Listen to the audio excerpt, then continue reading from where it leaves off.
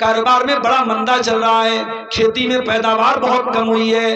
او لوگو، جب آپ کو یہ لگے کہ آپ بڑی پریشانی میں ہیں، کبھی اسپتالوں کا چکر جا کے لگا لیجئے، کبھی پٹنہ کے کینسر ہاسپٹل میں چلے جائیے، کبھی کٹیہار کے میڈیکل ہاسپٹل میں چلے جائیے، آپ کی آنکھیں کھلی کی کھلی رہ جائیں گی۔ اتنے مریض پڑے ہیں دنیا میں، اتنے بیمار پڑے ہیں دنیا میں، اتنی تکلیفوں میں لوگ دنیا میں ہیں کہ آپ تصور نہیں کر سکتے، آپ سوچ نہیں سکتے میرے ساتھیوں۔ ابھی اڑیسہ کا ایک واقعہ میڈیا میں آیا، دنیا نے تھو تھو کی کہ آج بھی انڈیا کے اندر ایسا ہو رہا ہے۔ جیتو منڈے نام کا ایک آدمی جس کی بہن کا انتقال ہو گیا، اور بہن کا بینک میں اکاؤنٹ تھا، 17-18 ہزار روپے بہن کے اکاؤنٹ میں تھے۔ جیتو منڈے اپنی بہن کا پیسہ لینے کے لیے بینک جاتا ہے اور کہتا ہے میری بہن کا انتقال ہو گیا ہے اور میری بہن کا اکلوتا وارث میں ہوں۔ اے بینک والوں، اپنی بہن کا اکلوتا وارث میں ہوں، میری بہن کا پیسہ مجھے ٹرانسفر کیا جائے، مجھے دیا جائے۔ بینک والوں نے کہا ہم کیسے مان لیں آپ کی بہن مر گئی؟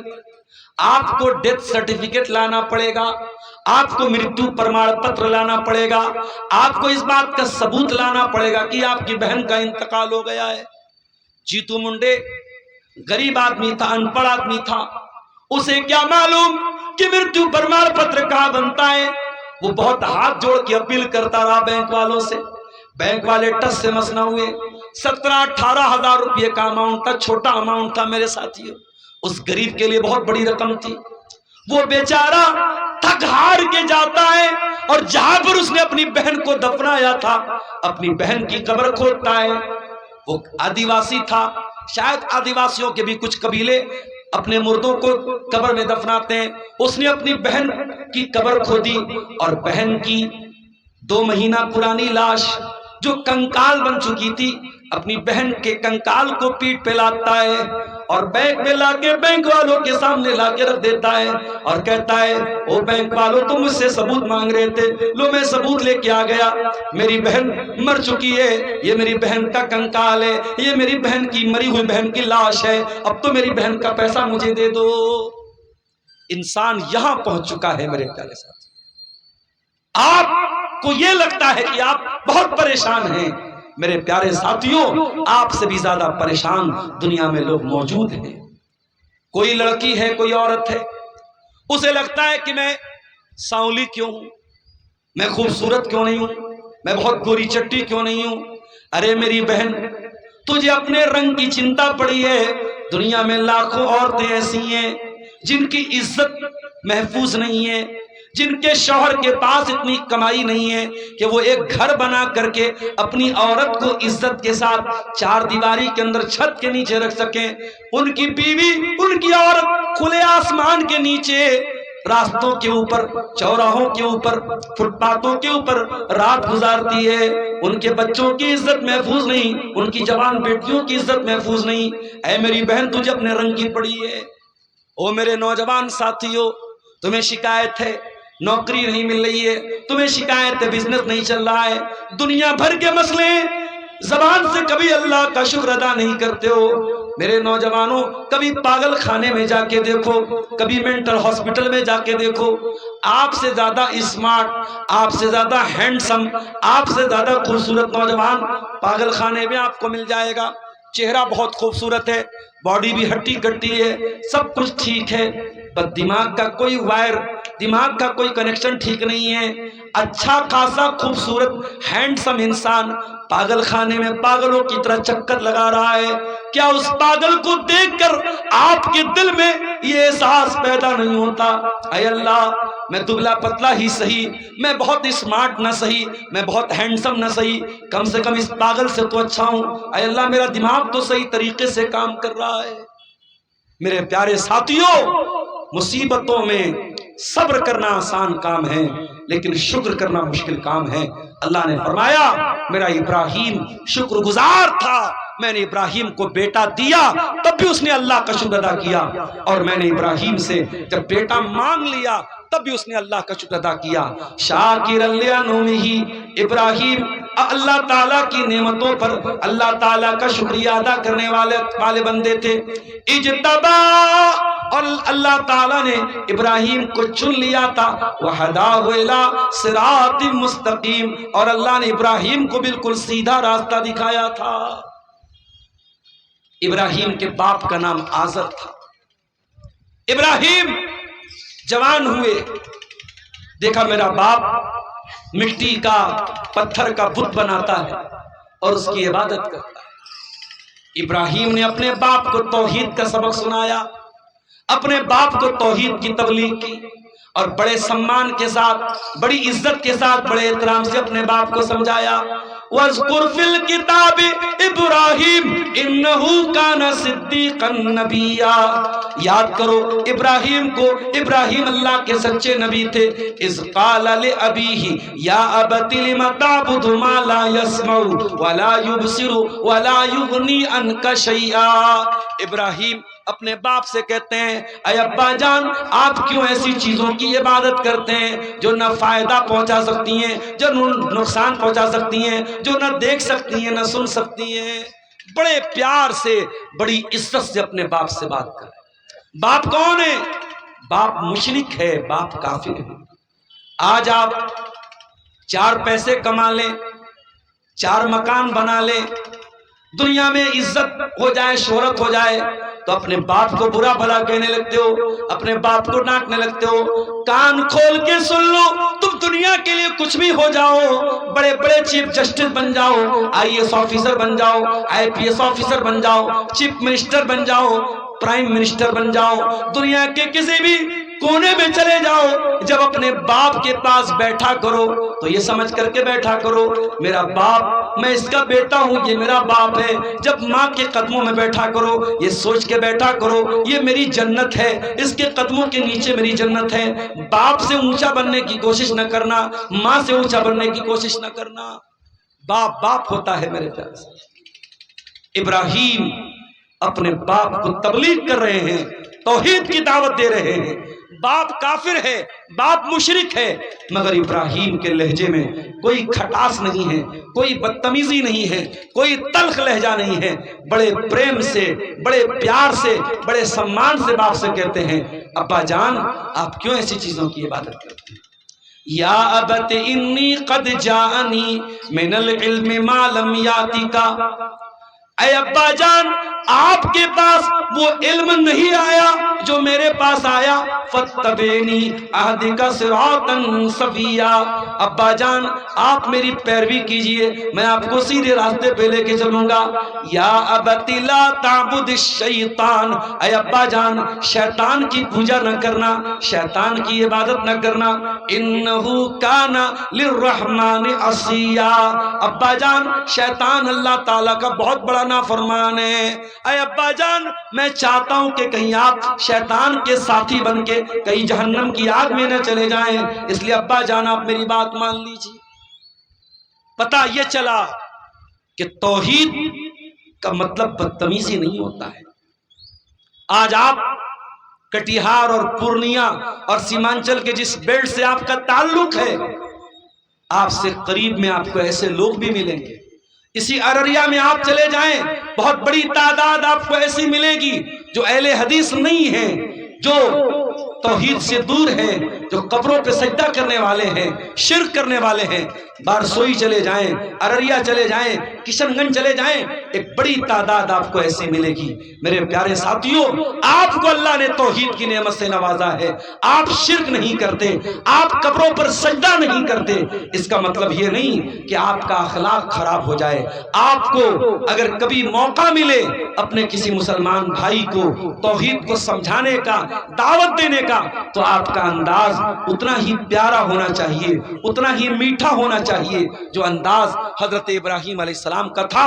انہوں نے توحید کی دعوت دی، مگر پورے سمان کے ساتھ اور پوری عزت کے ساتھ اپنے باپ کی عزت کا بھی خیال رکھا، اپنے باپ کے سمان کا بھی خیال رکھا، اور اپنے باپ کو توحید کی دعوت دی۔ لیکن ابراہیم کا باپ بڑا ضدی تھا، بڑا ہٹ دھرم تھا۔ قال اراغب انت عن آلہتی یا ابراہیم لئن لم تنتہی لارجمنک واہجرنی ملیا، کہا ابراہیم باپ دادا کا مذہب چھوڑنا چاہتے ہو؟ جس کو ہمارے باپ دادا جن کی عبادت کرتے تھے، پوجا کرتے تھے، ان کو تم چھوڑنا چاہتے ہو؟ اے ابراہیم اگر تم باز نہیں آئے لَأَرْجُمَنَّكَ، پتھروں سے مار مار کے تمہیں ختم کر دوں گا، وَاحْجُرْنِي مَلِيًّا، چلے جاؤ، مجھے چھوڑ کے نکل جاؤ یہاں سے۔ اللہ اکبر۔ ابراہیم ابا جان کہہ کے بات کر رہے ہیں، اور ابراہیم کا باپ بیٹا بھی نہیں کہہ رہا ہے، بیٹا بھی نہیں کہہ رہا ہے، نام لے کے کہہ رہا ہے، جان سے مارنے کی دھمکی دے رہا ہے۔ اتنا سخت انداز باپ نے اپنایا۔ ابراہیم کا لہجہ ابھی بھی سخت نہیں ہوا۔ ابراہیم نے اسی پیار بھرے لہجے میں جواب دیا، قال سلام علیک سأستغفر لک ربی انہ کان بی حفیا۔ اے ابا جان کوئی بات نہیں، اے ابا جان اگر آپ کو میری بات سمجھ میں نہیں آتی کوئی بات نہیں، میں اللہ تعالیٰ سے دعا کروں گا آپ کی معافی کے لیے، آپ کی مغفرت کے لیے، آپ کی بخشش کے لیے میں اللہ تعالیٰ سے دعا کروں گا۔ ابراہیم نے وعدہ تو کر لیا، لیکن جب بعد میں اللہ نے بتا دیا کہ اے ابراہیم تمہارا باپ مشرک ہے اور مشرک کے لیے مغفرت کی دعا نہیں کر سکتے، تو ابراہیم نے فوراً اعلان کیا تبرأ منہ، ابراہیم نے اعلان کیا کہ میرے باپ سے میرا کوئی تعلق نہیں ہے۔ اگر میرا باپ اللہ کے دین کو قبول نہیں کرتا ہے، اگر توحید کو قبول نہیں کرتا ہے، تو میں اپنے باپ کی مغفرت کی دعا جو میں نے مانگی تھی میں اس سے رجوع کرتا ہوں، اور آج کے بعد میں اس طریقے کی کوئی دعا نہیں کروں گا۔ پتہ یہ چلا اللہ تعالیٰ کے ہاں رشتہ ناتا بعد میں دیکھا جائے گا، پہلے ایمان دیکھا جائے گا، پہلے عقیدہ دیکھا جائے گا۔ جانا اللہ کیا یہ میٹر نہیں کرتا آپ کا ایمان کتنا پکا ہے، آپ کی توحید کتنی پکی ہے، آپ کو اللہ تعالیٰ سے کتنی محبت ہے، اللہ تعالیٰ کیا یہ میٹر کرتا ہے؟ اللہ فرماتا ہے ان ابراہیم کان امتن، ابراہیم اکیلے ایک امت کے برابر تھے، قانتا للہ، اور ابراہیم اللہ تعالیٰ کے فرما بردار تھے۔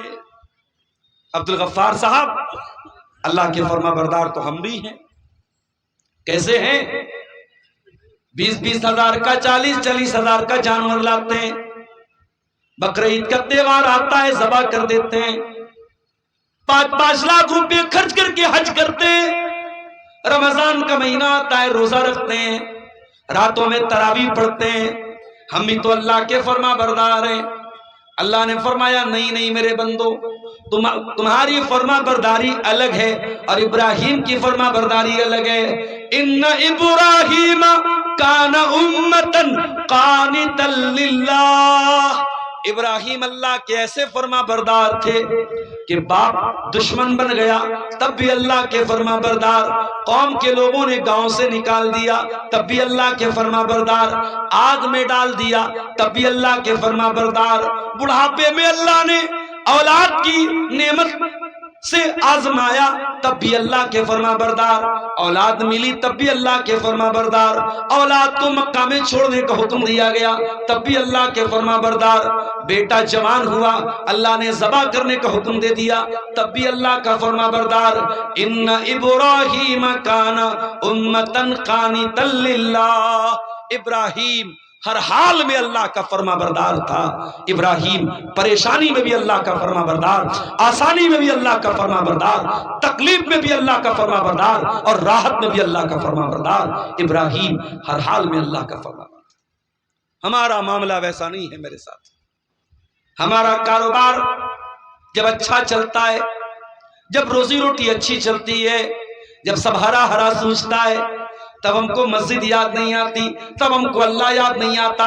جب ہم تکلیف میں پڑتے ہیں، جب بچہ بیمار ہوتا ہے، جب بیوی بیمار ہوتی ہے، جب بزنس میں لاس ہو جاتا ہے، جب کوئی نقصان ہو جاتا ہے، تب ہمیں اللہ یاد آ جاتا ہے۔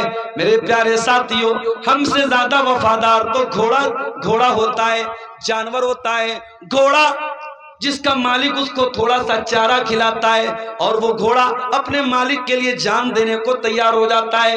اسی لیے اللہ تعالیٰ قرآن میں گھوڑے کی قسم کھاتا ہے، وَالْعَادِيَاتِ ضَبْحًا فَالْمُورِيَاتِ قَدْحًا فَالْمُغِيرَاتِ صُبْحًا فَأَثَرْنَ بِهِ نَقْعًا فَوَسَطْنَ بِهِ جَمْعًا۔ اے میرے بندو، قسم ہے ان گھوڑوں کی جو دوڑتے دوڑتے ہانپنے لگتے ہیں، جن کی ٹاپوں سے چنگاریاں نکل چلنے لگتی ہیں، جو دشمن کی فوج پہ جا کے حملہ کرتے ہیں اور بیچوں بیچ داخل ہو جاتے ہیں۔ ان الانسان لربہ لکنود، اے انسان تو گھوڑے سے بھی زیادہ گیا گزرا ہے۔ گھوڑا تو اپنے مالک کے لیے جان دے دیتا ہے، تیرا رب تو تجھ کو سب دیتا ہے۔ تیرا اللہ تجھے آکسیجن نہ دے تو سانس نہیں لے سکتا، تیرے اللہ نے تیرے لیے زمین بنائی، آسمان بنایا، ہوا کو چلایا، تیرے لیے کائنات کی ہر چیز کو مسخر کیا، تو کتنا بڑا ناشکرا ہے، تو کتنا بڑا دھوکے باز ہے، تو کتنا بڑا حرام خور ہے۔ اس اللہ کی زمین میں رہ کے اس کا اناج کھا کے اسی کی نافرمانی کرتا ہے۔ تجھ سے بہتر تو وہ گھوڑا ہے جو اپنے مالک کا وفادار ہوتا ہے۔ ابراہیم اللہ کے وفادار تھے میرے پیارے ساتھی۔ ان ابراہیم کان امتن قانتا للہ، ابراہیم اکیلے امت کے برابر تھے اور اللہ کے فرما بردار تھے۔